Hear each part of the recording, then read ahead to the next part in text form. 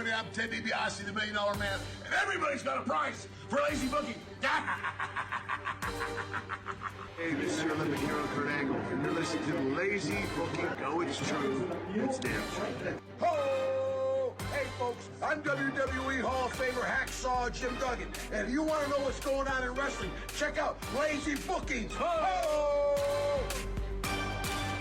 Welcome, ladies and gentlemen, to a brand new edition of Lazy Booking right here on A2DRadio.com, brought to you by Gibson Mayer LLC, your certified public accounts, located at 301 Oxford Valley Road in Yardley, PA. Give them a call, 215-369-3300. Tax season will be back before you know it, so be ready, be prepared, and call Gibson Mayer. What's up, fam? A2D Live Niche Night on a swap this week. With live reaction, Philadelphia Eagles and Packers coming on Thursday night. Tonight, you're getting Lazy Booking, and you're getting Hockey Happy Hour at 10 p.m. tonight with that crew. Special guest Rob Pove joining them, which is nice, from behind the glass. The real Triple H. The real Triple H. But listen, our topic of conversation, which we're going to get to after the fact, but we're going to mention it now, is brought to you by Dr. Vidal over at Specialized Physical Therapy. You can find them in Burlington, Cherry Hill, and Princeton, New Jersey. You can find them on the web, specializedphysicaltherapy.com. Dr. Vidal, he's our doctor. Make him yours. No appointment necessary. The topic of conversation will be, I forget already, guys. It was The Fiend, right? The Fiend. You're so preoccupied by our surprise. I am really our special guest. Yes. Well, to be fair, I think it would be distracting for anyone. No, it's The Fiend has to win the title at WWE. Hell in a Cell, agree, disagree.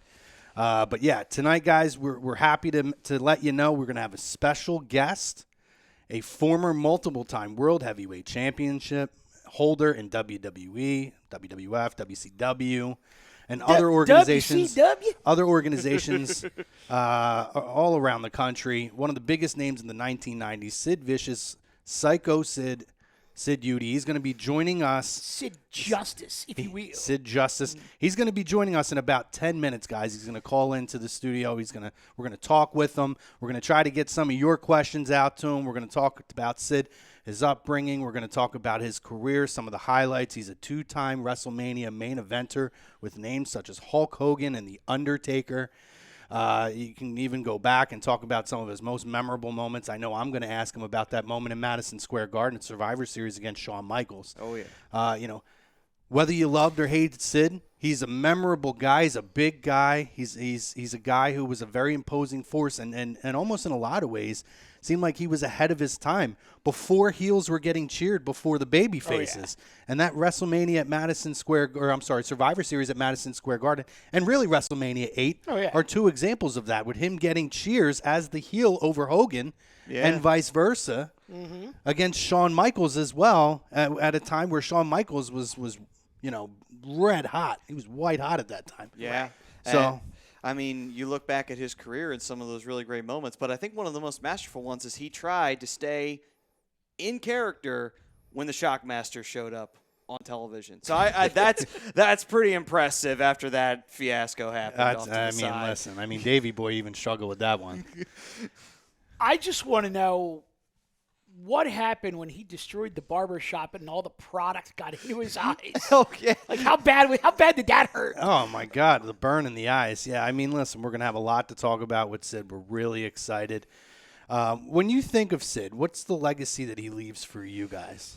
For me, it was kind of not coming out of nowhere, but being that guy that could be that big, intimidating heel. That, he was taller than most of the guys in WWE. So, when he went up against guys like Bret Hart and Shawn Michaels, it's like, he towered over them. So, I always thought it was really cool because he was actually he was athletic for a big man. So, in a lot of ways, he was able to elevate the match in a really fun and kind of crazy David versus Goliath way, especially with Shawn Michaels in San Antonio in particular in the Rumble in '97, where I believe he was even fighting a cold and he was still wrestling Sid that night for the title.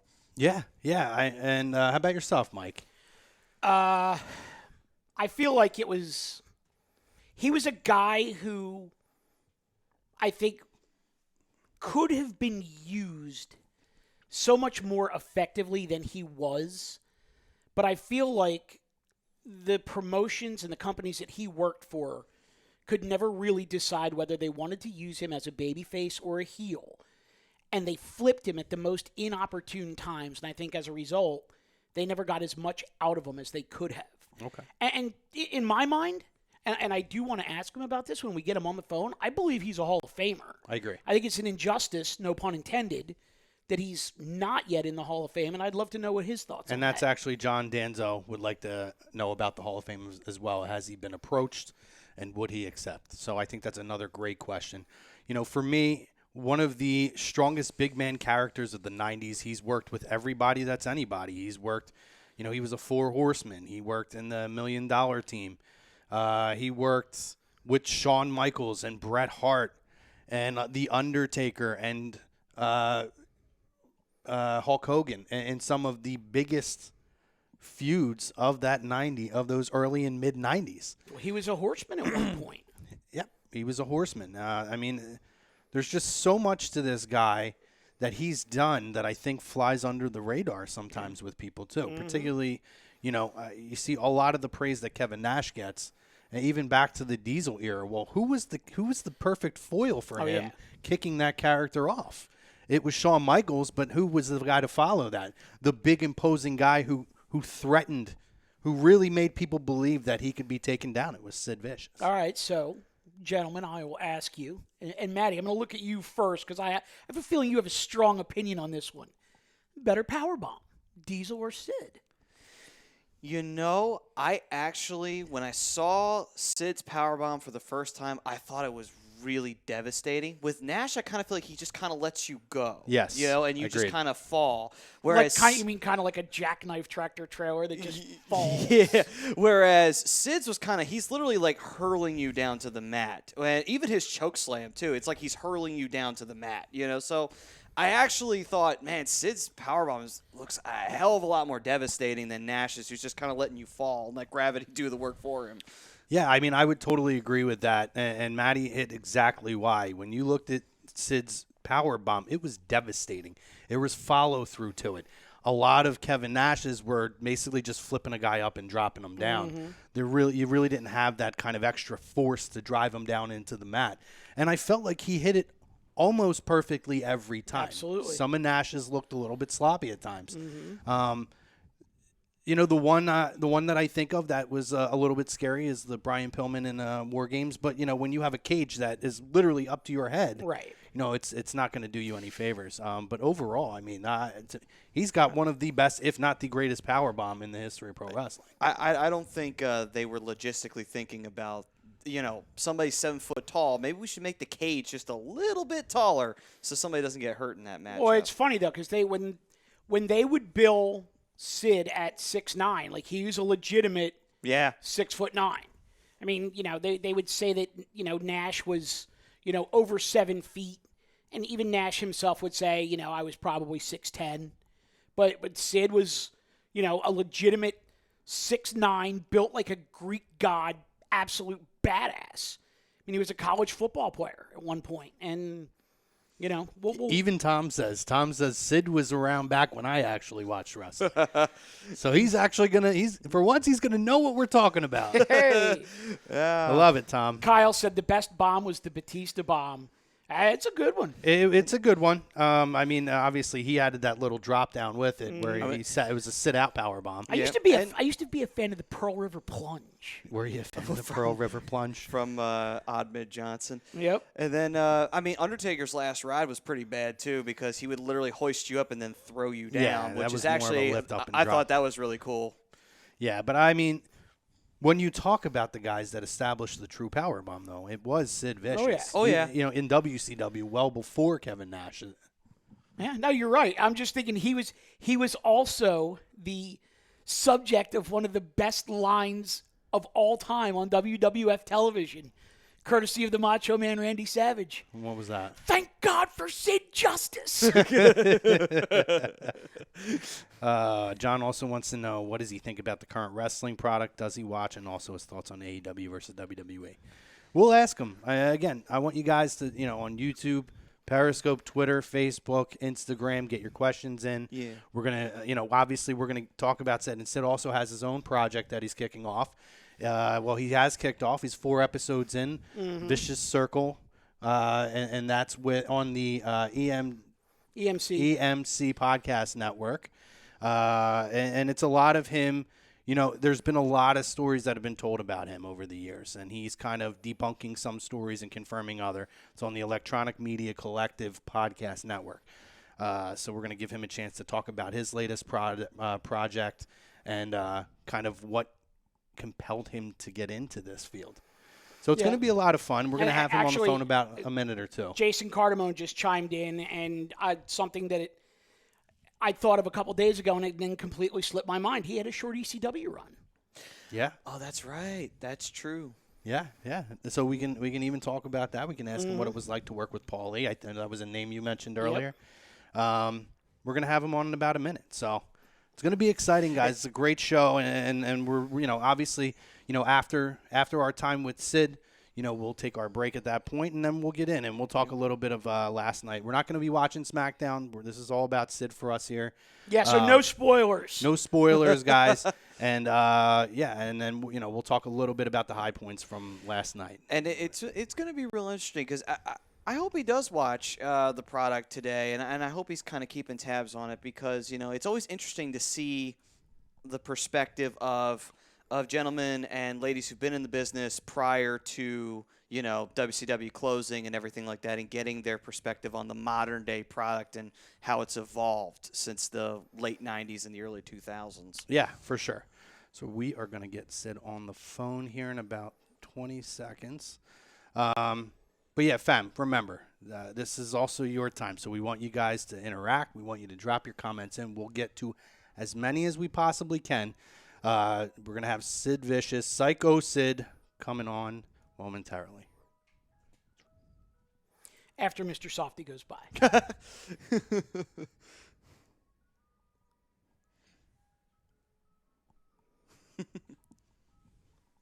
The anticipation. I know. If only we had, a nice orchestra in the background. I know. All right, we got voicemail. We'll try him back in a minute. Okay. We did talk to him a few minutes ago, so we do know he's coming on. I was going to say, we have spoken to him in the last hour. Oh, here he is. All right. Hi, Sid. How are you? Did you just call? I did. How are you? Yeah, I think it was 8 o'clock tonight. It's 7 o'clock my time right now. Oh, no. My apologies. Is it a good time?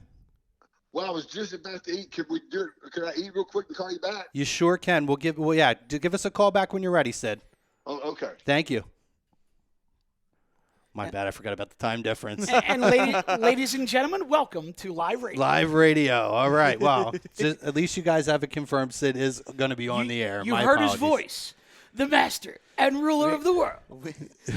Give a little. This is Live Radio. That's what we like to call the tease. And that's cool. So what we can do then, we'll get into the second half of the show that we were going to do, and then we'll bring him back. What do we got here? What am I messing? Who's ripping me already? John. Bro. John. Check that when you get a chance. Tom busted my chops. I do have to tee one up for you here. Yeah. Should we call that a flub? That was a flub. That was definitely a flub. That was a Marino flub. That was a Marino flub. All right, so let's get into the second half of the show then. So we'll get into best of the week. That's the best of the week. All right, guys. So let's get into Raw. Let's get into the poll question. This week on Raw, I loved the opening of the show. And guys, make sure you stick with us. It's going to be coming. You just heard him on the air. Michael Klickoff, man-ass team. That's true. That is true. Oh, I'm dying. I am seriously dying right now. All right, guys. So listen, let's get into it. This Raw opens up. Did you like the opening of Raw with The Fiend? Basically, they immediately went into the intro, then now forever. Yo, somebody mute Arnone's comments because I'm cracking the hell up right now. My dude's just hungry. So does the crumb of the week go to Chrome? It does. I am the crumb of the week. I can't wait for Tom to rip me this week. Dude, you landed us. You landed us a guest. You can't be the crumb of the week. Tom said he's just opening an Italian hoagie. All right, guys, back to Raw. Okay, let's see if we can get the rest of it in here. I admittedly have not watched all of Raw yet, but from what I saw, I was a complete jackass because I watched the last 40 minutes. Okay. Because, that's basically the thread goes through to the last 40 minutes. Sure. And then I went back and I watched the first hour. So I have that middle hour and 20 minutes that I still have to get to. Okay. But the thing that I liked most about the entire show, and it's pretty innocuous, but you were saying at the very beginning with the then, now, and forever that was more or less hijacked. Yeah. And you kind of knew right from there that was going to set the tone for the entire show. Thought that was badass. I mean, I'm down with anything when it comes to, Bray Wyatt's Fiend. I really am. They seem to have a great idea of where they want to go with the direction of him and how they want to bring him in. And it's great. It just, again, it reminds me of when Kane first showed up.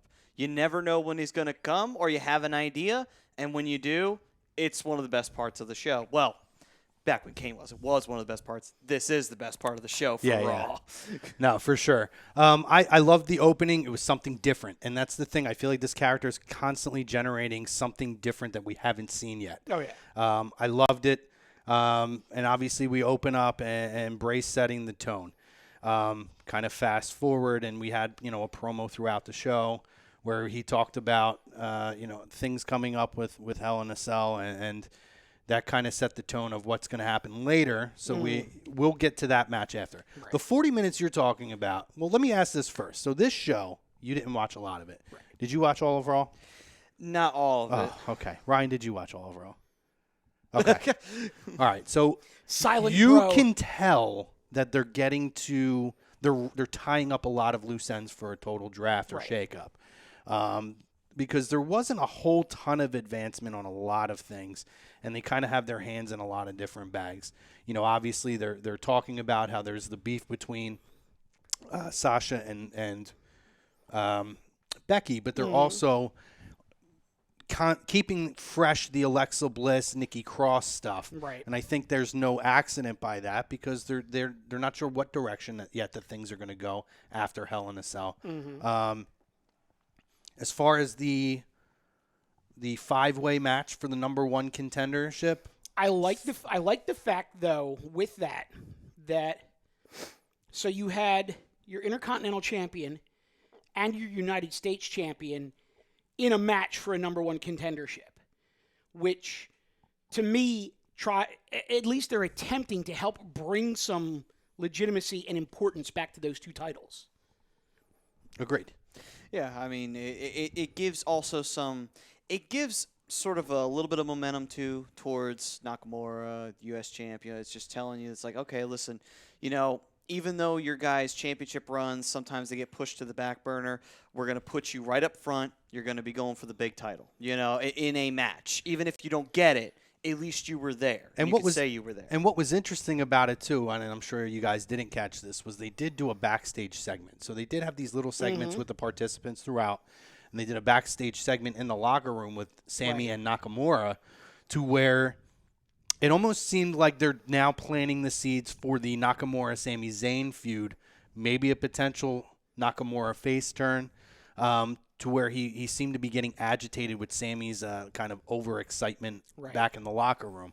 So I think that's something to keep an eye on. Well, and do we then draw back on the fact that Nakamura's first ever match under a WWE banner, so to speak, was Sami Zayn at TakeOver Dallas, and they did 30 minutes of absolutely incredible stuff. I mean, I think that's going to be something definitely to keep an eye on and draw back on. We know what they can be in the ring, but again, at that time, they were letting Nakamura work a little more of a strong style. But absolutely, and again, that was a different feel. Right. You can create that different feel with a Nakamura face turn and Sami working it as a heel. Right. I think it's going to be really intriguing for how they plan on going about this. If they do go to the route of making Nakamura a babyface again, which I would absolutely would love to see, because I think that was where he had the most momentum, was as a babyface. When they turned him heel, the heel turn really got off to a bad start because he was fed to AJ, and he just kept getting fed to AJ over and over and over again, and he lost a lot of steam because of it. And so I think turning him back to babyface will give the crowd the ability to once again get excited for his theme song, and he'll get a chance to just kind of do whatever he likes to do in his entrance, because that was half of the whole thing, was him doing the extravagant entrance. I think some of the things that I'll take out of this match overall, I thought that all the participants looked really strong in this match. I thought Bobby Roode looked phenomenal in this match. I was going to say the highlights that I watched, it looked like Bobby Roode was the MVP of the match. Bobby Roode looked amazing in this match. Nakamura was highlighted a lot in this match. Ricochet early, but they had him pretty much go out pretty early. And I liked how they did the Ricochet elimination, where Nakamura just kind of snuck in the ring as he was getting ready to run off the ropes, and he hit him with the Kinshasa and rolled him up. Mm-hmm. And, man, you talk about a guy that can sell. He took that Kinshasa and the roll-up quite delightfully. But I thought it was a strong match. Delightful. Are we over AJ Styles at this point? Because I think the heel turn's not working for me right now. I wouldn't necessarily say over him. I agree that it's maybe not working, but I think the reason that it's not working doesn't have anything to do with him. It's the club. Mm-hmm. They had the club kind of, reunite with AJ, become badasses, win the tag team championships, and then basically almost start acting like the goofball guys again. Mm-hmm. Like, they should have just kept all three of them as badasses, and I think it would be fine.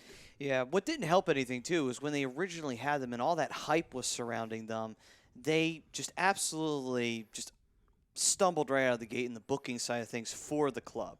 AJ was booked perfectly fine. I'm going to cut you there. We got Sid calling in. All right. This is not a drill, guys. Hey, Sid, how are you? Good, yourself? Good. My apologies for that. I completely forgot about the time difference. That's okay. All right. So we want to welcome you, Sid, to Lazy Booking on A2DRadio.com. We appreciate your time today. Appreciate you guys having me on today. Of course, of course. Sid has a new project that he's already began. He's rolled out 4 episodes of Vicious Circle. And Sid, we want to just kind of first and foremost ask you, what made you want to kind of get into the podcast game and start talking about your stories? Well, I've been approached by several people and say, Sid, you ought to try to do a podcast. And honestly, I didn't know anything about podcasts. I'd heard about them.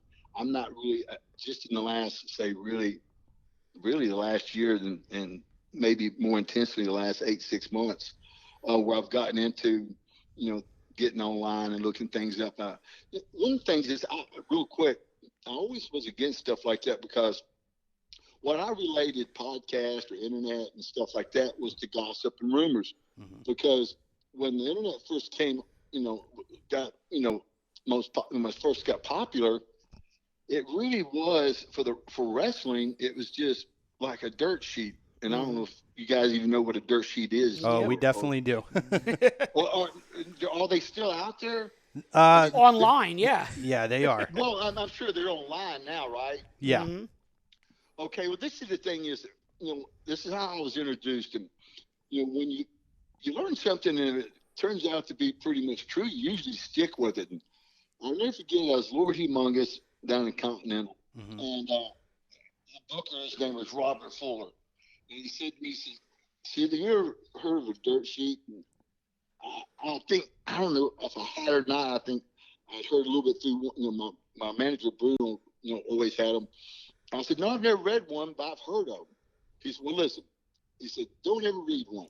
He said, they're written by people that aren't in the business, and they give opinions on things that they know nothing about. And right now they're talking really bad about you. saying, you're the worst working humongous of all time and stuff like that. Well, I said, you know what? And he said that, wrestling magazines and stuff like that. And so I said, this guy's been in the business a long time, so I'll listen to him. And he said this to me too. A lot of people said this, and I'm sure they said to a lot of people. He said, Sid, you're going to be something one day in this business, and you don't have to worry about what people say about you. And I think that part did come out true. So, all right, so when the internet stuff came out, I looked at it as the same. I never looked at wrestling magazines. And the two guys, I think everybody knows this, I wasn't a wrestling fan. Growing up, I never watched wrestling, stuff like this. This was a business to me. And the way I really looked at it was magazines and dirt sheets, if that's what you want to call them, and stuff like that was not anything I was interested in, because it's not going to benefit me in my pocketbook. I'm not going to worry about what someone says about me. Absolutely right. And saying this to you guys, not knowing about it until I just started going to church last few years, I hate gossip. I hate when people gossip. And so it just wasn't anything that I was interested in. And what I found, the first things I knew about the internet were, it was the same thing. It was just, another one person's opinion that, right or wrong is, and you're not going to be able to change people's opinion.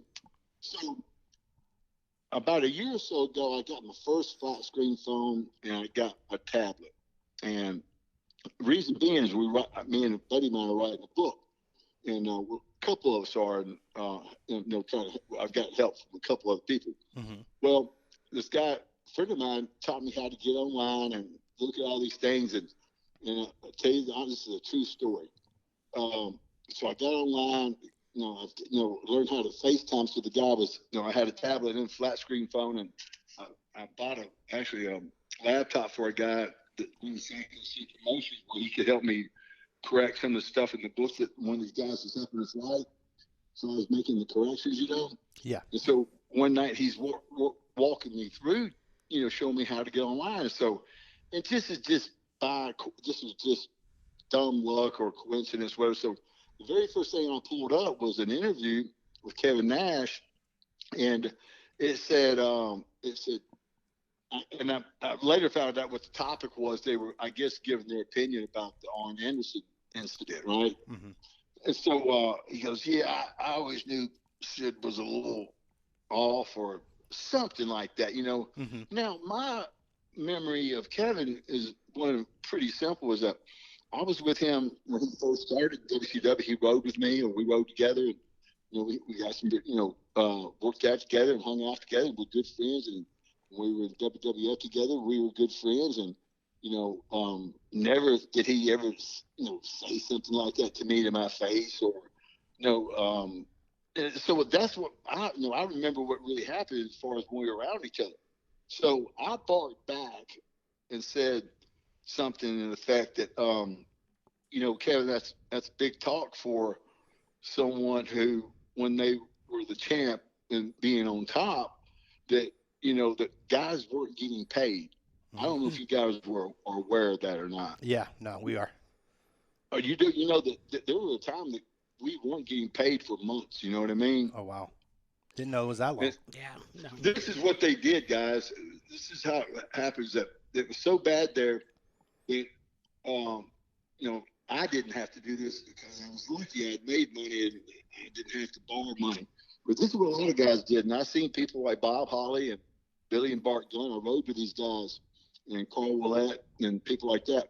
What they had to do was they would take a draw, whatever the maximum draw was, say if it was $200 or $300, They would take that draw, they'd go home and take that money and put it in their account where it would cover their credit card and their, house payments and everything that they're trying to pay. Like wherever you got, especially on the road, you got, pay your room, hotels and food and stuff. So I'm telling you, man, they were starving on the road, some guys. So I barked back and said something like that. I said, that's big talk for someone, really only time being on, his first time on top. And the only thing you really can say for yourself that, when you're on top, guys weren't getting paid. And guys, when I was on top, guys were getting paid the best they ever got paid. And that's how that worked when I was in the business. when we were on a pay scale like that in WWE or WWF, when I was on top of Sid Justice, everybody got paid really well. There wasn't that ever going on. But when Kevin was on top, that would include Bret Hart and other people, the people he worked with, and it wasn't say Kevin's fault altogether, but it was just he was responsible for that because that's what it was. So my publicist, named Barry Norman, he found out I did that, and he called me the next day. He said, "Sid, did you get online and argue with Kevin Nash?" And I said, "Yeah, I did." He said, "Well, I want you to get rid of that phone and get rid of that tablet." Mm-hmm. He said, because he said this, he goes, when you argue back with someone, all you do is you're extending the argument.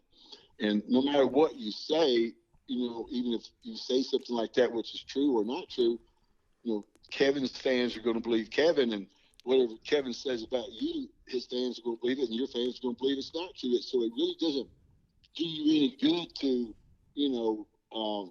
do a rebuttal or comment about about a comment somebody else has made. Right. So I did. I got rid of my phone. I got rid of the tablet.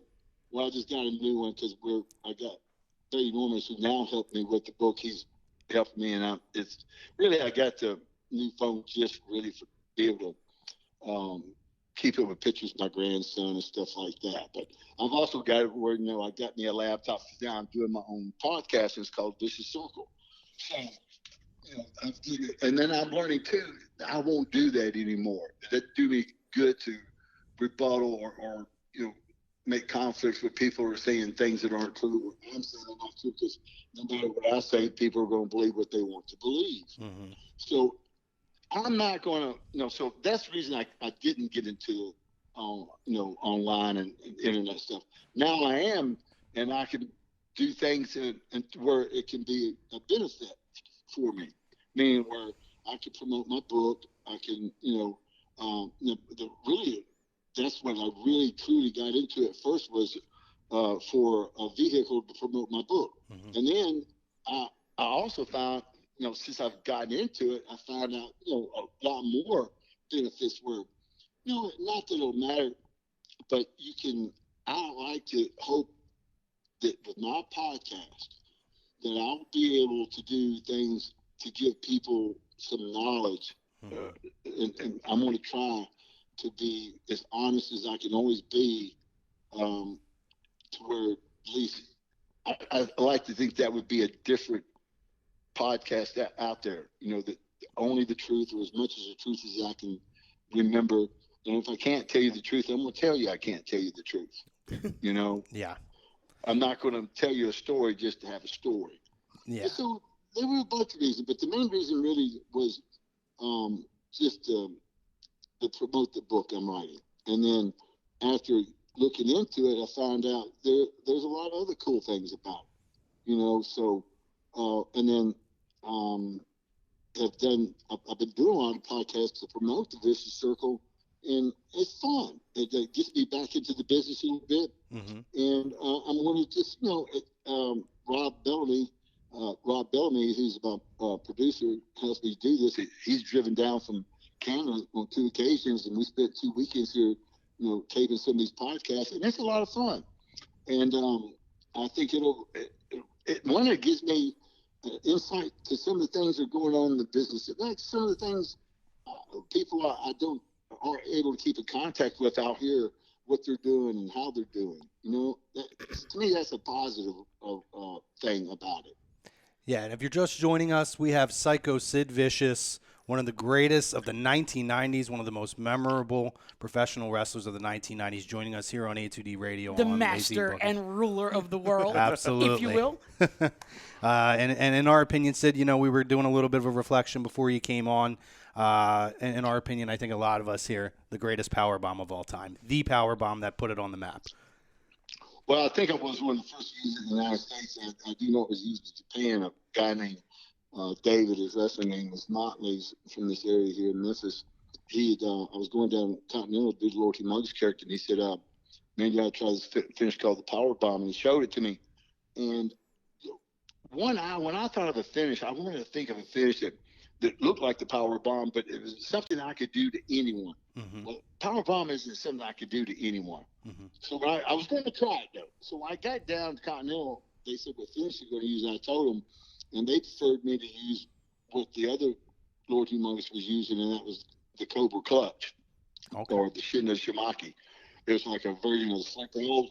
So I did what they asked, but I sort of amped it up a little bit when I had them in that position. I'd always lift them off their feet a little bit and then like throw them down on the man in the back, almost like a sidewalk slam or something, you know. Mm-hmm. Well, what had happened was Eddie Gilbert came in as the new booker, and he didn't know what finish I was using. And so my first television taping under Eddie being the new booker, I used the power bomb. And I'll never forget it. It was in the Botwell Auditorium in Birmingham. And I remember someone at the front row saying, "That guy's dead." And I said, "Man, I need to use that finish." And that's a true story. And I started using it after that. Sid, what got you? There's been a few stories that we've heard as far as your introduction into professional wrestling. So maybe you can help us set the record straight as far as which is the correct story. What exactly was it or who was it that got you into professional wrestling? Well, what it was is I was Memphis had a football league come through called the USFL. The name called the Memphis Showboats. Memphis Showboats. Yep. Yeah, and they had an open tryout at a football facility there in Memphis. I can't remember the name of it now. Mm-hmm. And so I think like 10,000 people showed up. So I made it to the last cut, and that was got to practice with the team and all that. And I hadn't played football since high school. Well, what I was going to do was I was going to go back to school and maybe try a small college and go a couple years of college and maybe walk on, because the thing about football really, and I had all the talent, what they look for is a 40, is funny guys, a vertical jump, a broad jump, and those are really the three things in your agility drills. They'll judge you on your bench press, how many times you do 225. I think I did it for 33 reps, and that was a new NFL record. This was a USFL, so I stood out on all the basic drills, and so that's why I was able to make it to the last cut. Mm-hmm. And so I figured I could probably make it in football. So I was working out, and at the same time I was working out at the gym where Randy Savage and Hillbilly Jim and Tracy Smothers and all the guys from Memphis were working at a gym called French Riviera Spa. And I was at a Fridays, TGI Fridays one time, and the guy, I don't remember the guy's name, he said it was a promoter, and he promoted a country music singer named Eddie Bond. And Eddie Bond had his own little station, his own little show in Memphis. It was called the Eddie Bond Show. And he said, "Man, if you ever thought about wrestling, I know a guy to get you in and I could be your manager." Well, I met him over at the Mid-South Coliseum one night. We went in and talked to a guy named Mr. Coffee. His name's really Guy Coffee. And he said, "Yeah, we'll get you introduced." He said, "But you got to go through a wrestling school, this and that," and sort of told us the ropes. And we left, and the guy got back with me. Well, the next day I was in the gym. I saw Randy Savage and Hillbilly Jim and Tracy Smothers, and they all came up to me and said, "Hey, man, what do you think about wrestling?" I said, "Well, I'm thinking about wrestling, but I'm still thinking about football. I think I could probably, get to, walk on. I already had an offer on a walk-in scholarship." And they said, "Well, man, you could be wrestling in a short period of time. You could probably, make about the same amount of money." At that time, I think an offensive line was making about $50,000 a year, and it felt that that's about what they were making. And then they said you could probably make about the same thing in wrestling, but you could do it a lot quicker. And of course, I had a wife that was pregnant, and I thought, man, okay, I need to think about this. And they said, also, by the way, this guy that took you to the Coliseum, you don't need him. In wrestling, it isn't like that. Managers are not real managers. They don't really get you jobs, meaning that they're just part of the gig. They weren't trying to smart me up, but they were letting me know this guy was trying to, rip me off. So they introduced me to Tojo Yamamoto, who, trained me, and he was part of the Memphis, he was a fixture in the Memphis territory forever. He was really one of the famous legends here. So that's what I did. I got going to Tojo Yamamoto school, and next thing you know, I was in wrestling. Do you remember your debut match? I sort of had a couple guys. It was weird. I remember my first match, or my first introduction was I was sitting at home one night, and this is they hadn't smartened me up yet. You know, I've been going to wrestling school now for 6 or 7 months or something, and I got a phone call from Tojo saying, "Hey, you want to come to the Coliseum and do something tonight?" And I said, "Sure," you know. And he said, "Well, come over. We'll tell you what it is." So I got over there, and I got to the back door, to the door where they walk into the dressing room, and he said, "Stay right here." He said, "Okay, what we got tonight is we're the Fabulous Ones are in a match, and they're going against the Sheep Herders, and Jonathan Boyd is in their corner. And your job tonight is to be in the Fabulous Ones' corner. And if Jonathan Boyd's get up out of his seat, your job is to put him back in his seat." Now, the thing is, I don't know if you guys know who Jonathan Boyd is. Do you? The name is familiar, but that's a long time ago, Sid. Okay, well, that's okay. But let me tell you something. He was one of the scariest people you ever seen in your life. Mm-hmm. And he was one of the original Sheep Herders. Okay. You remember the Sheep Herders? Remember? Absolutely. Luke and The Butch. Bushwhackers? Those guys weren't baby faces. Before they went to the WWF, they were heels. Right. And they bled every night, and they were brutal, and they were weird acting, screaming, and and that was their gimmick. Of course, when you're not smart to the business, and no one's telling you this is a work, and they're telling you your job is to fight this crazy guy and put him back in his seat. I was scared to death, So when they would tell me that, I'd look at them and myself. I'm saying to myself, I'm going, "Okay, tell me the rest. That this business is fake, and this is all going to be okay." And they go, "You got it?" I go, "Yeah." So they let me sit out there all night long. Never brought me in the dressing room. And once or twice through the night, they'd come out and go, "Okay, you remember what you're doing?" I was like, "Yeah." You said, "Well, okay, what you do is you sit in the corner. And if John Boyd gets out of his chair, you put him back in his chair." I'm like, "Okay." And I'm guessing before we get out there, they're going to tell me what's going on, right? And they never did. So what happened was, I remember, like it was yesterday, I remember looking across there scared to death, And I remember him getting up and the people reacting, like, "Oh, my God." And when he got up, I was going to go over and do what I had to do. And when I got up, he sat back down. And I went, "Hold on a minute." So then the match went on. I don't even remember the match. I was so busy, scared to death. I was going to have to fight this guy with scars all over his forehead. And he'd raise back up. I'd get up and he'd sit back down. Well, now I'm thinking maybe this guy's scared of me. I'm a lot bigger than he is. On TV too, he looks a lot bigger, right? So I'm thinking maybe he's scared of me. But that was my first introduction to the business, was that match right there. Wow. And I never got smartened up. So, true or false, one of your earliest actual matches was a tag match where you teamed with Austin Idol against Jerry the King Lawler and Nick Bockwinkel, who were 2 former world champions. Right. That was not. Now, I'd done a match under a mask as the Nighthawk one night at the Coliseum. Okay. And then I did. They called me when WWF came to town one time. The first time the Coliseum, Lawler and them ran a free show at the Redbird Stadium, and they called me Cody Starbuck. That was my second match. Okay. And then my third match was that one. I was Lord Humongous with Austin Idol and against Nick Bockwinkel and Jerry Lawler. So that was your third match. That's incredible. Wow. Well, that is, to me, is really cool. That's a pretty good, for this area, that's as good as it gets. Lawler's, top guy in the business. Austin Idol's top guy.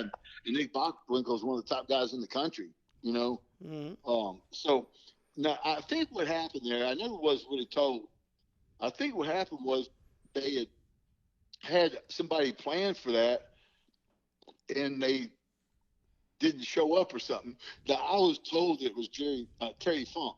Okay. And so what they had that match already booked around what they did here in Memphis, they do Saturday TV, then Monday night would come off from the Coliseum, would come off live from Saturday TV, and then they would take that TV taping and show it in Louisville and Evansville the following week. So you take the Monday night Mid-South Coliseum match and do that, not Tuesday night, but the following Tuesday in Louisville, then the following Wednesday in Evansville, and then whatever the spot shows were after that. So I got like a 3 full week run off of that deal, and then my first real run was, Lord Humongous down in Continental. It was my first full time gig. So we're going to ask a couple random moments, Sid. First one I have, true or false, you came up with the name of the Harlem Heat. Right, true. Can you tell us that story? Well, what it was is I wanted to call them the Posse. Mm-hmm. And what happened was when I look back on it, I wish I stuck with it. The reason I didn't was because I swear on my life to this, I came with the name Posse because I just thought it was cool. And we were portraying these guys as being 2 guys off death row, real rough crew. Yeah. And I just thought the name Posse sounded cool. But a movie came out when I met them and got them, signed the deal and everything. Before we got them on the first set of TVs, a movie came out. It was a movie about a black Western, and it was called The Posse. Mm-hmm. And I felt like maybe people would thought I was copying something else, and I didn't want to do that. So, and then Dusty came in, and Dusty wanted to call them the Chi-Town Heat. Now, to me, that was just a sort of a runoff of what the Road Warriors, because they considered themselves from Chicago, if I'm not mistaken. Yes. Right. And I remember that name Chi-Town, that phrase come up. These guys had already billed themselves from Harlem, when they were in Global and down in the Texas territory. So I said it makes more sense to call them the Harlem Heat.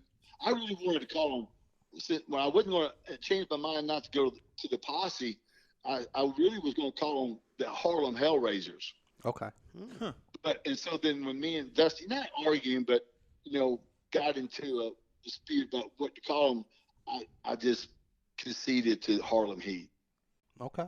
Now, for everyone that's just joining us once again, you're watching Lazy Booking on A2D Radio. We have Sid Vicious on the line with us. And Sid, thank you for joining us. Maddie, go ahead, buddy. Sid, you were in 2 main events at WrestleMania. You had WrestleMania 8 and you had WrestleMania 13. And I just remember seeing the matchup between you and The Undertaker. Never really got a chance to see too much of you and Hogan, obviously. But which one did you look back on the most fondly? Like, that was man, that was a really great moment right there working with that guy. Well, to be honest with you guys, I've told the story. I knew WrestleMania 8 was WrestleMania, but I didn't really. I remember it was like a year later, someone asked me the question, what would it feel like being in WrestleMania? I said, I didn't remember being in WrestleMania. And then they reminded me what the match was. And I said, oh, yeah, I remember that match. And guys, this is the truth again. I wasn't a wrestling fan. And I never looked at a booking sheet because I did things that I wasn't going to drive myself crazy. I wasn't going to worry about who I was working with. And I got advice from people like, I say, Hillbilly Jim. He told me, he said, man, don't ever worry about winning and losing. This shit's fake. You'll keep your job if you'll do business. And that's all I cared about was making money and just doing what I was told for the most part and trying to get from day to day. That's the way I looked at it. So I don't really look at either WrestleMania being any different from any other shows I did. Okay. Now, I do remember WrestleMania 8 for one reason. Like I do the Alamo Dome with Sean. Mm-hmm. It was, that meaning it was 70,000+ people. Yeah. And you don't forget that, No. So that was the cool thing, And what made WrestleMania 8 a little cool for me is it sounds sort of stupid, maybe to some people. But I'll never forget it. My boss, when I was Continental, his name was David Woods. He owned, his dad and him owned like 20 television stations across the country, real wealthy people. His dad run for governor a bunch of times. Well, I was at the lobby. I was in the hotel lobby at wherever hotel we stayed at Indianapolis for WrestleMania, and I looked behind me. It was David Woods, the owner of Old Continental Territory. I said, "What are you doing here?" He said, "I'm here to watch you at WrestleMania." I was like, you gotta be kidding me. This guy comes to watch, his own opponent at WrestleMania, That's great. Speaking. Now, to me, that was probably the coolest thing about the whole thing. Oh, that's wonderful. That's amazing. And you know what? You brought up Shawn, and I actually want to tie that into WrestleMania 8 and go back to your matchup with Shawn at Survivor Series.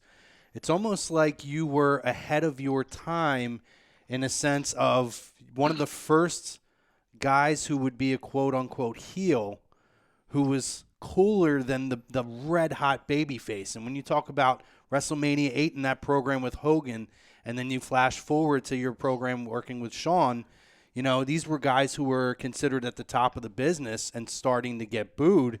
And I especially with Survivor Series, I can remember you walking out to an incredible pop. So can you kind of talk about that to kind of what was before? Nowadays everybody loves the heels and boos a lot of the baby faces, but you were kind of one of the pioneers of that in the 90s. All right, and I'm not going to say, all right, I don't want to. Sometimes it sounds like I'm bragging on myself. I'm not trying to at this moment. But You could tell us how cool you were. Come on, Sid. Listen, we all believe it. Well, this is what happened, guys. That when you say wannabe or something like that, really, I was the first person, say for instance, to work with a baby face like an Undertaker one night and be the heel, and then the next night work with a heel like Vader and be the baby face. It's true. Or I could work with, I was the first one really, and then two, I was the first heel to really get cheered a lot, for instance. Mm-hmm. So now, I don't know what caused that other than the things I thought would get you over in the business. And that's, there's a lot of things, guys. You have to, I think you have to have a good interview. You have to have the body. You have to have the look. You have to be able to work. You have to have people to believe what you're doing is real.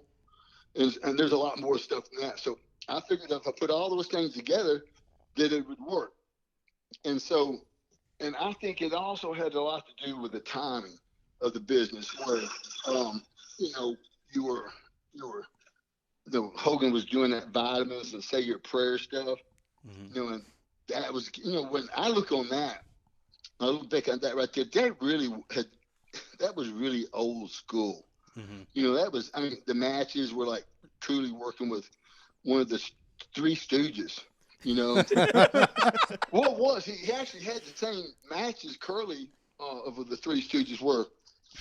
His comeback was pretty simple. It was, the same match every night. Just, all right, I'll get heat on me. I'll start walking around the ring. You punch me, I won't sell. You punch me, I'll slap my face a couple times. I'll block a punch, give you a punch. Block a punch, give you a punch, and that's it. That was his comeback. Well, right. To me, guys, when you do that, and you get sit in a groove like that, you handcuff yourself, and then you shorten your run. You got to be flexible. And I think I really don't know how the answer you're looking for, but I think I remember, for instance, in WCW before I went to WWF, like in the Northeast, and I think that's where it happened for the most part. Mm-hmm. The Northeast wrestling fan isn't a fan that you can say program. You can't say, okay, we want you to like this person, we want you to dislike this person. You know what I'm saying? Absolutely. Oh yeah, that's us. We're the Northeast wrestling fans. So we're just outside of Philadelphia, yes. So we know exactly what you're talking about. We've all grown up. Actually, we're all very different generations, from anywhere between 20 years old to a little bit older, and we all have all those generations experienced the Northeast wrestling fan, and that's one thing that has never changed in this area. So you're spot on with that. Yeah, and sitting around this table, Sid, we have memories of you from Continental, NWA, WWF, and even ECW. So we cover it all with you, big guy. Well, this is what I'm getting to. I always said, and I've told people this 1,000 times, the Northeast wrestling fan is, to me, the best wrestling fan in the country, We love in the it. world. And I really consider Madison Square Garden like really my hometown because I was over like $1 million there. Yeah, we So, know that. and Northeast, say for instance, I remember like my first days in wrestling, WCW, which WCW wasn't really that strong in the Northeast, but we went there some.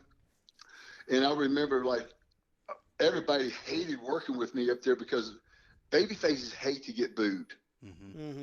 And when you worked with me up there, you were going to get booed. So the Northeast wrestling fans sort of forced the promoters' hands to, use me right. They're like, this guy's over, man. You know what I mean? Yeah. So it's like I could walk in the dressing room. And of course, I just said earlier, I never looked at the booking sheet, but I could point to you who I was working with that night because that guy looked depressed.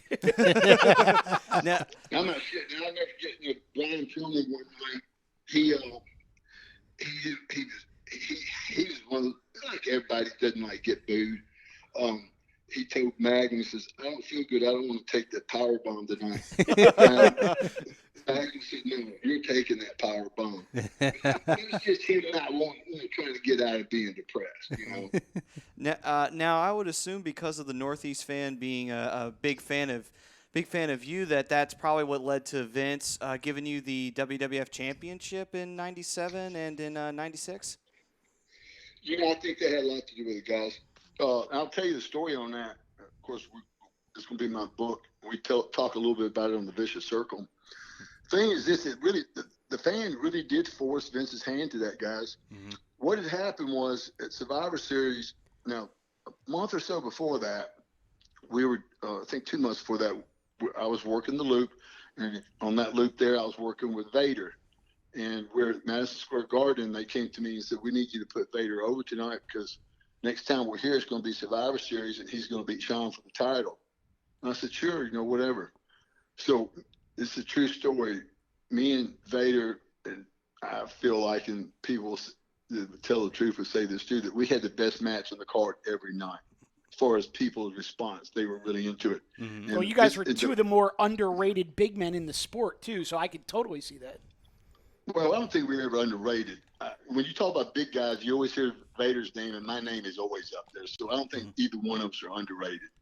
I don't think that's true. Okay. But no, but Vader was a hell of a worker, and he made you look like $1 million. So we had a hell of a match every night, and we were killing it. And we really, truly, and this was back in the day was, it sort of like was a cornball saying, like when people would try to do all these, Frankensteiners and suplexes, stuff like that. If you could go over and do a match with a wrist lock and make it more entertaining than, say one of these matches they have now that has 92 high spots, that's harder to do, guys, than doing the other way. Well, that's what me and Vader did. We did a top wrist lock and went into a test of strength deal, and I ended up putting him over. He caught me off the top rope with a moon. He caught me with a crossbody, planted me, and did a moonsault.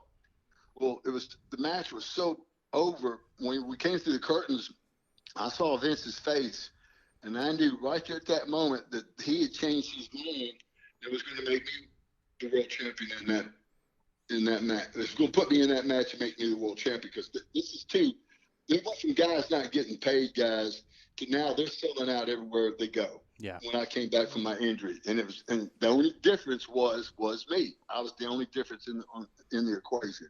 So I'm going to take credit for that because I think it's easy to say if they're not getting paid and I take a year off and I come back from an injury, and within a couple months me be back, now they're selling out every night, and the only change is me coming back. That would say Sid had a lot to do with that, I would say. Okay. So now we're selling out. I know this is happening. So after the match, we're at the Gardens.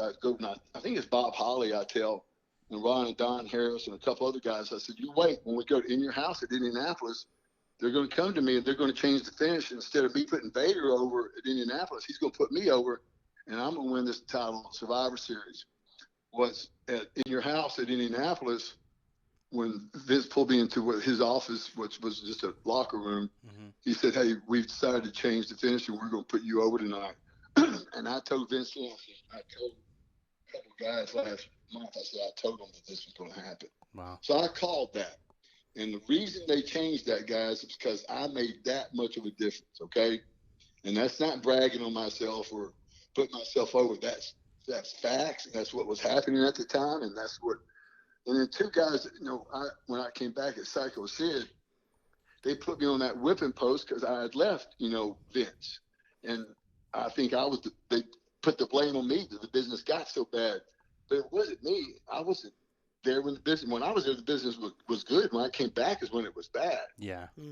So to me, that was probably the most gratifying moment of my career, where one, I was on the whipping post and I worked myself off of it, where they were just destroying me, had me work with idiots all the time, not putting me in a good spot.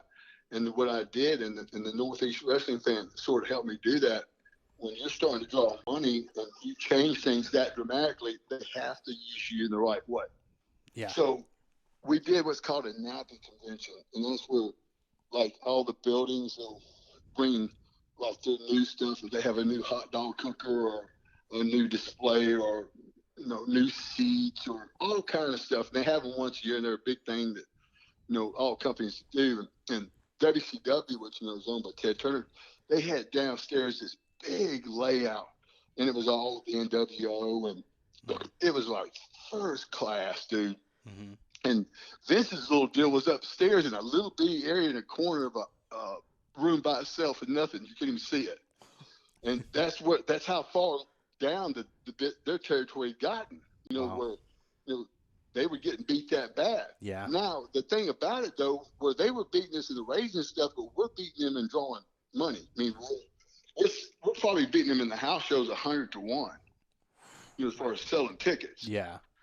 So we go to the NAPI convention, and the deal was, I was going to put Sean over at the Alamo Dome, and the reason that was sort of favor to Sean, or Sean's dream, to have a pay-per-view in his hometown of that magnitude, him being on top, and I guess being the world champ. And I said, Vince, well, things are going pretty good right now. You still plan on, you're still going to what are you going to do with the belt? He said, well, what we're going to do, we're going to put the belt on Sean at the show, but then he's going to put it back on you the following night at Monday Night Raw. Okay. And then Sean retired after that night. Yeah. Interesting. Well, Sid, we have a ton of our viewers and listeners. I mean, no less than a dozen of them right now, just all chiming in at the same time, wanting to know your opinion on the Hall of Fame, how you feel about it, if you've ever been approached about it, and frankly, why we haven't seen you in the Hall of Fame just yet. I don't know. It could be, Vince is one of these guys who really hold grudges. I don't know if that's the case. I think he always had a dislike for me that time I walked out on him, but it wasn't like that, guys. I won't go into it, but I walked away from a guaranteed deal of $750,000, and that was a lot of money back then. Yeah. That was the highest paid contract of all contracts, and I went to work for Vince for a contract saying he only assured me one night for $250. I left that for a handshake, and I won't go into it right now, but everything he said that I was going to be able to do, nothing came to fruition. Nothing came around like he said. Everything, from the moment I had to take the Warriors' place because they had to fire him, it just all went the wrong way. And then after, it just kept going on and kept going on, and then at the where it was the Royal Rumble, where Hogan got booed, and we got back in the back, and Hogan started screaming at Vince about, you planned this and stuff like that. It wasn't that. It was just time for that to happen. It wasn't that I was that much better than Hogan. It was just people have run, and it's over sometime, and he had his run, and then we were in Albany, New York, and that's the Northeast, and they were booing him at that point. Do you remember who planned that finish with him pulling you out of the ring instead of Flair throwing you out? I guess it was Vince. Okay. Yeah, that was that's a memorable moment too. Yeah, when absolutely. you were getting cheered for sure. Well, they dubbed that out. They tried to make it sound where the people couldn't hear that, but to me too, guys, that's where I gave my notice that night. I said, "Hey, look, Vince, man, I want to shake your hand. I want to tell you I appreciate what you've done for me, which wasn't anything. He didn't do what we agreed on. I said, I can't stay here any longer. I said, I can't work in an environment where, grown men cry like that. I'm not gonna have someone scream down the hall that I'm planning or you're planning to make these people boo people. And that's going to happen with anybody that works with me. And if people are going to act like that, and what it is, guys, it just wasn't a controlled environment. Mm-hmm. And really, the large part of it was I just wasn't ready for that yet. Yeah. I don't know if anybody's really ready for that. But I just wasn't ready for that. And I wasn't having fun at that point. So I think that him having that grudge toward me, and he wouldn't have put that belt on me or gave me that run that I had. Only reason he did that because they needed to. Yeah. Sid, you had the opportunity to come back to work Raw 1000, work a program with Heath Slater where they were bringing legends back. What was that like for you? Was that kind of a way to come back and get, as far as on WWE standards or WWF standards, a chance to come back and kind of have that last little moment there? It was for me. I'll tell you what it was, and I did an interview, and I think maybe Vince Matt too, was, this is the thing is, after I broke my leg and I got back, as good as I could get, I had my lawyer call them to see if we can work a deal about me coming back. So I wanted to finish my career. Right before I broke my leg, I'd actually talked to Kurt Hennig about it. I said, man, what do you want to do in the business? He said, I'm ready to just be an agent. And I said, I'm ready to get out of business. I want to have one last run, but I want to do something really cool. Mm-hmm. And I know what the business is, and I want to give back everything that I've been given.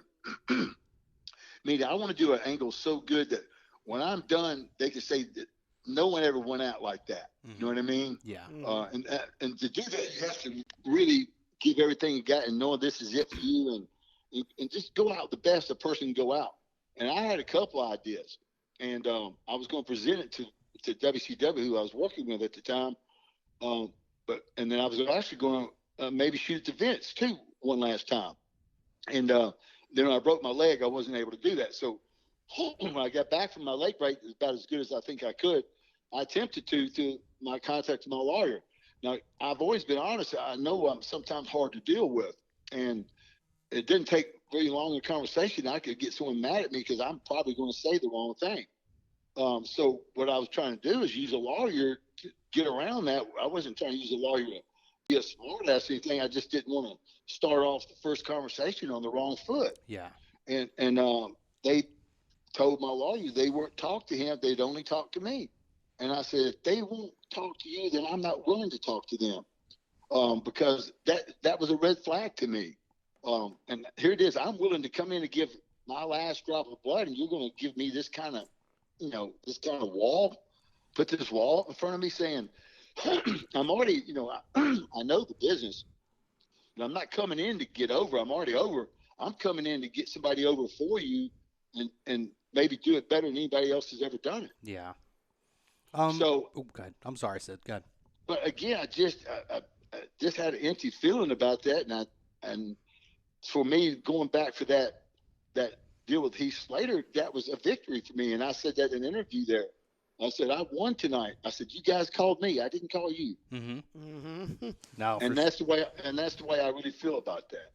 No, and that was a great moment for a lot of us, particularly who grew up, a lot of my prime wrestling when I got into it was 89, 90, and I watched a lot of the bulk of your career as far as WCW and WWE, WWF goes.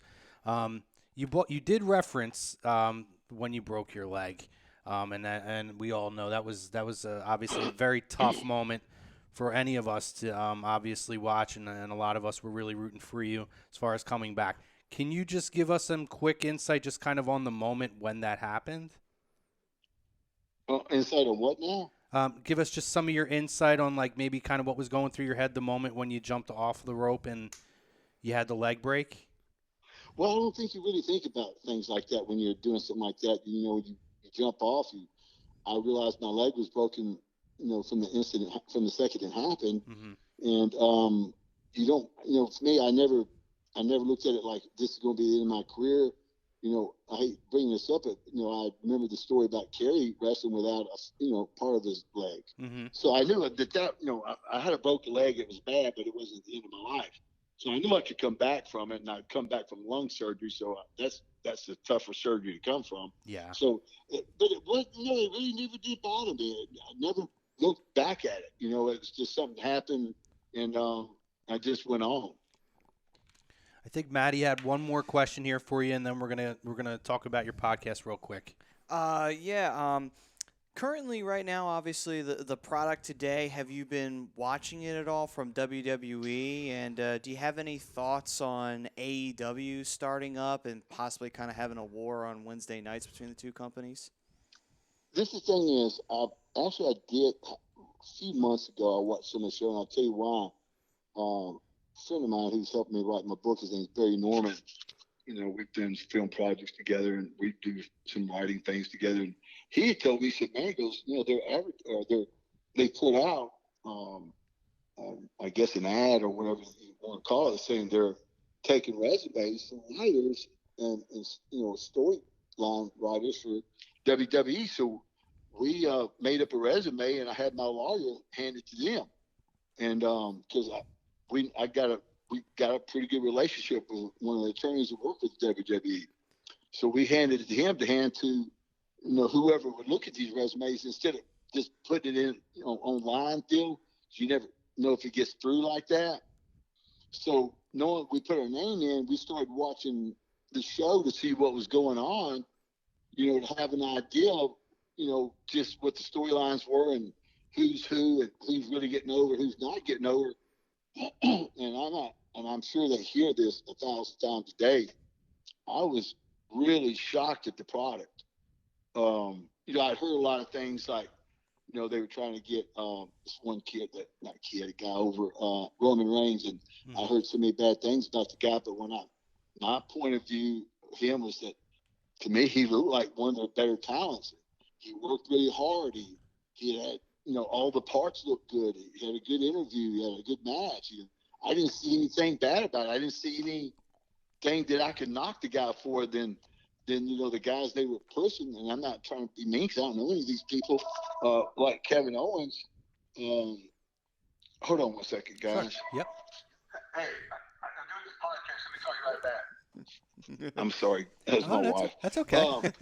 So anyway, I was watching it, and I think, and then so I had watched it, and then I saw, and I sort of make fun of this guy, Yakamura. I've heard so much about him, and I saw his intro, which I think was one of the greatest intros I ever saw, with the violins and everything like that. And then when they started they said they were making, budget cuts, and they took away some of the, they took away the pyro and everything, if you noticed that. Yep. Mm-hmm. Yeah. So, that, to me, too, you can't take away that when you give it to people. That's why they're suffering so bad in the ratings. And they knew that from when they did it in the first place. When they did it on TV, and then they looked at the house and people wanted their money back, they knew they weren't going to ever get away from that and not pay a price for that. So then Yakamura becomes even more boring. He's just a skinny little Chinese kid that slobbers through a mouthpiece. Yeah. And I was thinking, this can't really be happening, So we did. To answer the question, I did want some of it just in case they were to call me and, say, hey, we're interested in you guys. Because Barry's got a hell of a background. And I think I've got a pretty good background. You mentioned the whole heat. I've only had interest in a few people, bringing people in the business, but everybody I brought in the business and had anything to do with them, they did really well.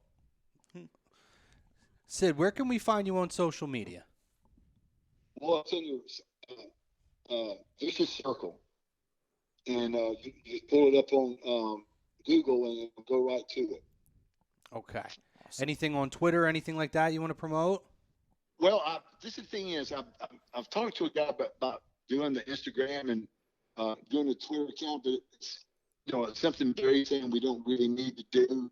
If we think it's important, we get down to, we might start fiddling with that some. But what I've learned about that so far, it's a really a weird deal. You gotta, and I've tried to already get a few people that are doing the fake Twitter. You have to send in your passport, and I've got a few people a couple of times got them stopped. As soon as you stop one person, somebody else starts it up. Yeah. So Yeah. I don't know. I don't know what the benefits. I don't see. One of the reasons I would want to do Twitter, guys, be honest with you, but just be just the fact that I love predicting sports, and I would love to contact ESPN and give my thoughts on things, because you asked that Eric on Sycho Sid Promotions. I called the Chicago Cubs to win the World Series the year before they won the World Series. Are you a Cubs fan? No. Oh, I'm a Cardinals fan. Oh. I'm a Cardinals fan. Oh, perfect. I'm a Cardinals fan. I just wrote a show, though. Sunday mornings with Sid. It's fantasy football advice. Well, during the playoffs, the year before they won the World Series, I said then they'd win the World Series the next year, because they had all the pieces. I agree with you, by the way. I said the same thing. It hurt me to say it. I did say the next year they wouldn't win, and they won't. This is the thing is, I said they wouldn't win this year. You're not going to win another World Series. They had all the hitting. They had Chapman as the closer. But you're not going to win a World Series when your starting pitchers cannot hold a guy on first base.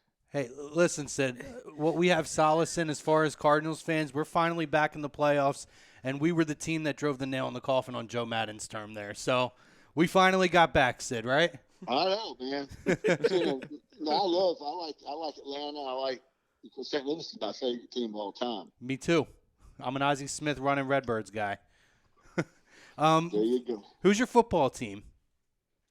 Well, my college team, my favorite. I don't really follow the NFL because they just don't play hard anymore. It's just gotten too weird.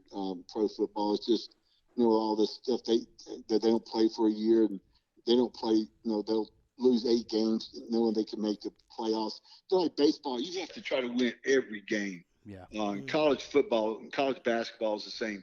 They're trying every minute, every game. So it's just I watched pro football for the first time this year a little bit, and it's so boring. I'll say this: I'm sort of an old Dallas fan, and this year will make me be a little bit of a Dallas fan this year, just because they're doing better. But my as far as football, college football, guys, is the greatest sport of all time. Yeah.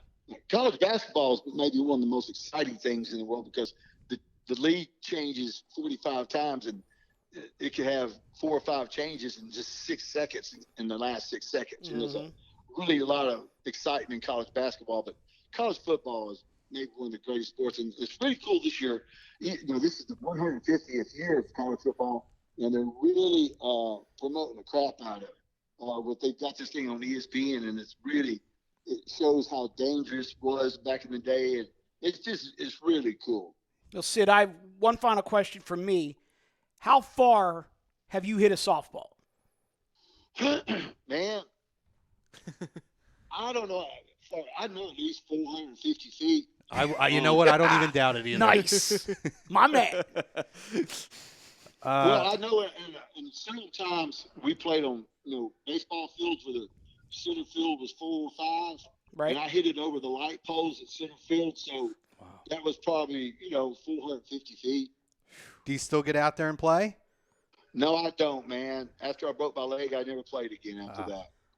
But I know you're a big softball and music guy, right? Right. Well, this is the thing is, guys, I want everybody to check on the Vicious Circle. Oh, absolutely. Absolutely. We're doing that. We're just getting started. I think we're doing some of the right things. I noticed some of the fans want us to go a little longer. I don't want to bore people. I want to try to make things exciting. Yes. One of the things we're trying to do, too, we're trying to keep it real to where we're not even going to edit our show. We're going to try to keep it that original. I'm going to try to tell the truth as much as I can. If I don't know the truth, I'm going to tell you I don't know the truth. And that's the way we're going to try to do. We're going to try to do something different out there. I don't want to just tell stories to be telling stories. I want crossover audiences. We're going to talk about music and things like that, which is a passion of mine, which I'm fixed. I got to go because Kim Burns got a thing right now on country music, and I don't want to miss this part of it tonight. Perfect. Absolutely. But that's what we're doing, guys. And it started September 1st. And again, you pull it up in a Vicious Circle, and it'll tell you where in time it airs. And we're working on right now with possibility of going live with it and also video. So we're looking at the next stages of it because that's how much interested I've gotten into it. Sid. Well, our audience is all over it. Everyone is saying that they're going to check it out. So awesome job, Sid. Yeah, Sid, thank you so much for your time today. And guys, I appreciate it. And I'd love to come on again sometimes when I got more time. We would love to have you back. Hey, if you want to come Absolutely. on and talk sports, anything you want to talk about, Sid, we'd love to have you back. Thank you Guys, again. I appreciate you having me, and we'll do this again one day. Definitely. All right, Thank you, Sid. Sid. Have a great night. You too, guys. All right. Bye-bye. That was a great interview, guys. That was. Skinny Chinese Can I- kid can I- slobbering through a mouthpiece. Can I tell you guys, listen. That's to the, probably one of the best quotes in the can I- history can I just say of to- pro wrestling. Can I right just say to there. the fam out there, we're going to take like a 5-minute break. I know we're kind of short on time now anyway because of my flub for the time. We hope you enjoyed that though, because that was a lot of fun for Yeah, us. listen, That I want was. to come back on the other side, and we're going to talk a little bit. We're going to review some of the stuff that Sid talked about for a couple minutes up to 9:30. But, guys, I'm telling you, I already listened to 2 episodes of Vicious Circle. It is very good. And for a lot of people with podcasts, sometimes they can be long-winded. It is only each episode's about 28 to 32 minutes. And he is very candid on there. He's very honest. As you can tell, he's a great interview, great storyteller. You guys need to go on and check out Vicious Circle. We're going to take a quick break. We're going to come back. We'll reflect on some of the things that Sid talked about. All right, then. So this first half of Lazy Booking brought to you by Gibson Mara, LLC. Give them a call at 215-369-3300. Tax season will be back before you know it. Be ready, be prepared, and call Gibson Mara. All right, see you in a minute.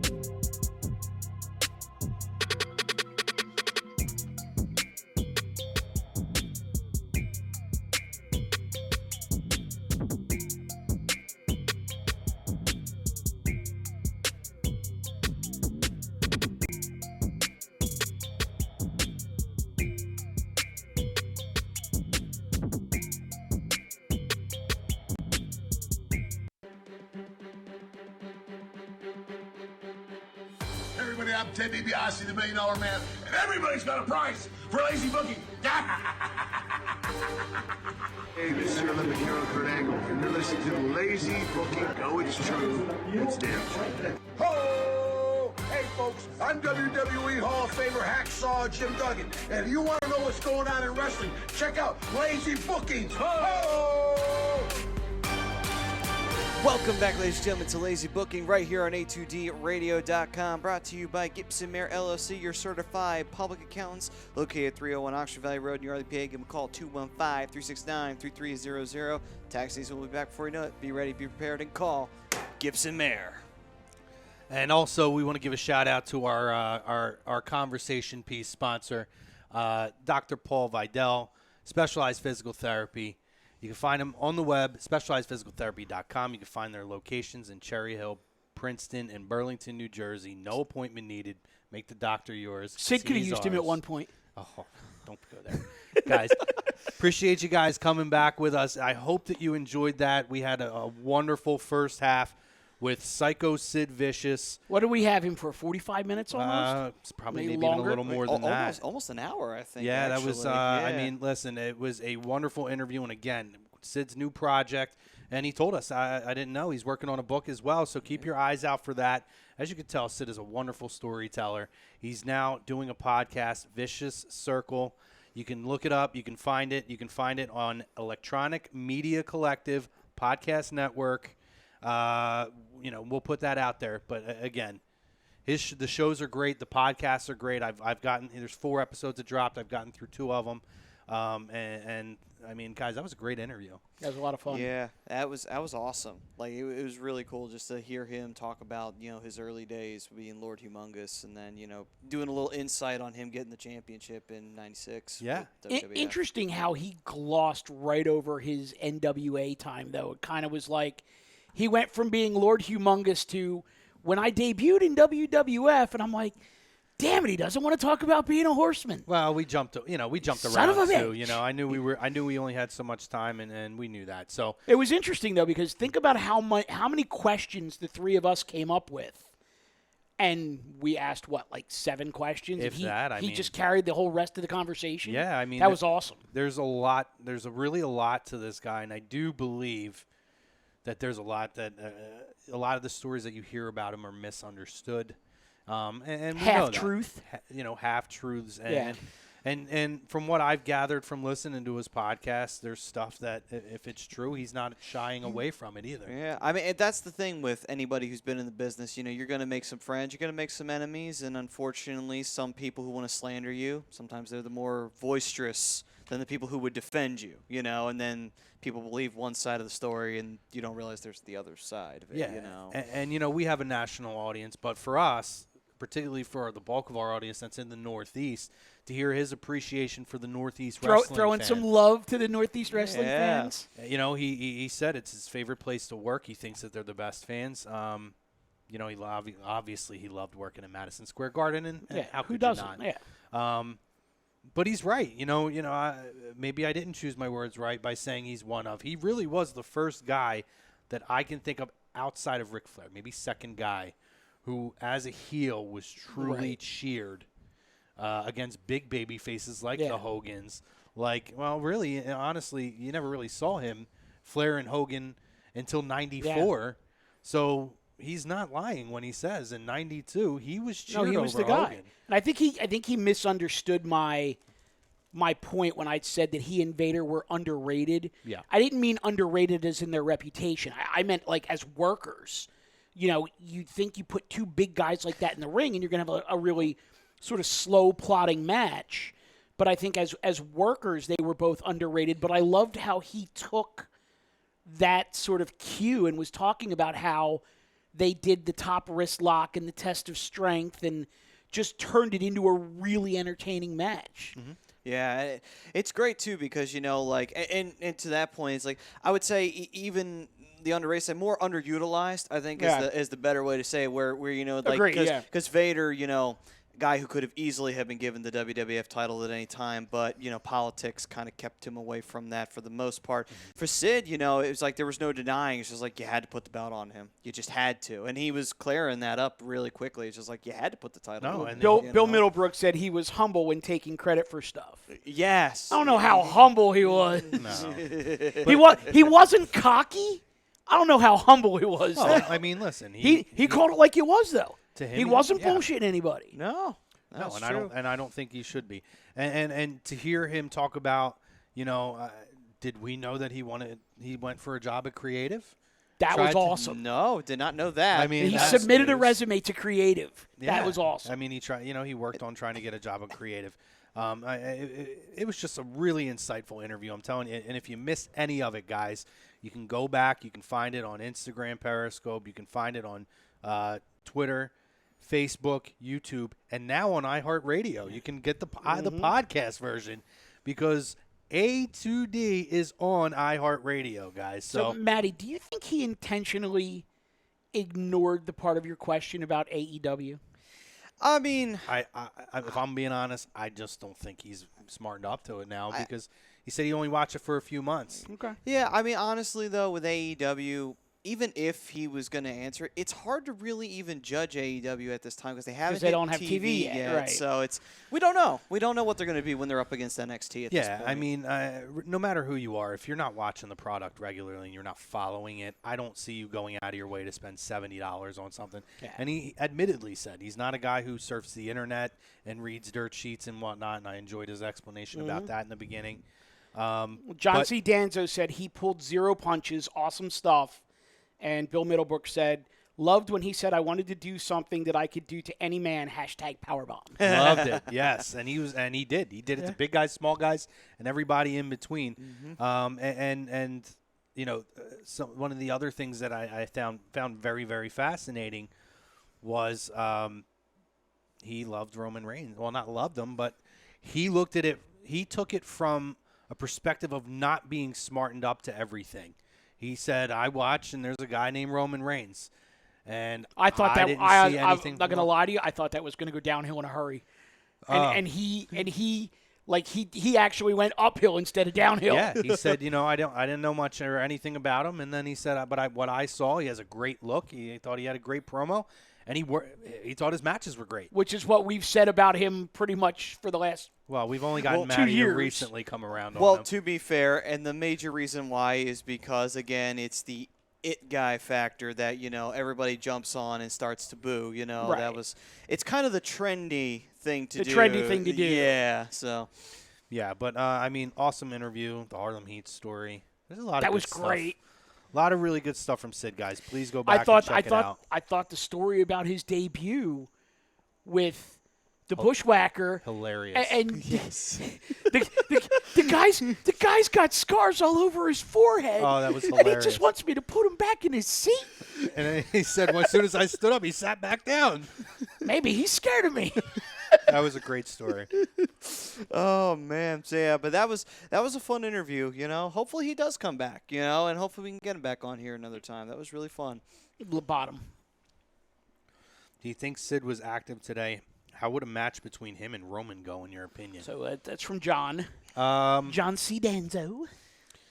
I think that they would have a great match. To be honest with you, I think it would probably be like a more of an old school style match where it'd be like Roman's actually being like physically imposed on because Sid's taller than him, and I would say their probably strength is probably around the same. I think it'd be very similar to from what you're saying there, I think it's very similar to like a Roman Drew McIntyre match. Yes, Sure. yes, we would go with that. Yeah. And the other thing too that I want to kind of point out when you talked about him talking about the work with Vader and how they didn't have to do all the fluff and everything, and they could make traditional wrestling work. Yeah, and that's why I would say if he was to have a match today with Roman Reigns, it'd be more old school style where it wouldn't be like high spot.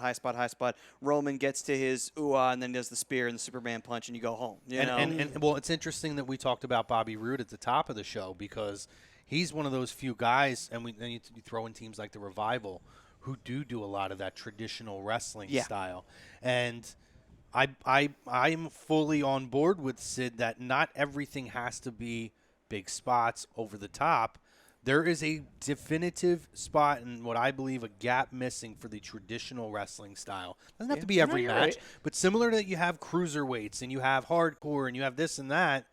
Why can't you have one or two spots on the card, kind of what ECW used to do with their hardcore style, but then they would bring in the Benoits and Guerreros and Malenkos to have a spot on the card to have two guys who can wrestle an all-out traditional wrestling style. Well, it's interesting you said that because the old ECW formula, at least, going back to right before they went on pay-per-view, was their opening match was always like a high-flying, not necessarily a hardcore style, but it was always like high-flying, fast-paced, whatever, to get the energy level up.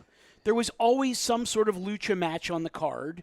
Then you had the quote-unquote, the technical guys, the strong-style guys, but then you had plenty of like that hardcore sprinkled in there, and I mean, you're spot on. Yeah, and you could see that happen in places like Japan. ECW and FMW had that in common, where you'd have your wrestling matches mixed in with your death matches and your hardcore matches, and that was just Americanized, and it blended really well especially with an audience in Philadelphia that would appreciate all of that. I'm not gonna lie to you guys, so I almost lost my shit when he started ragging on Hogan's comeback. he's like, I'm just.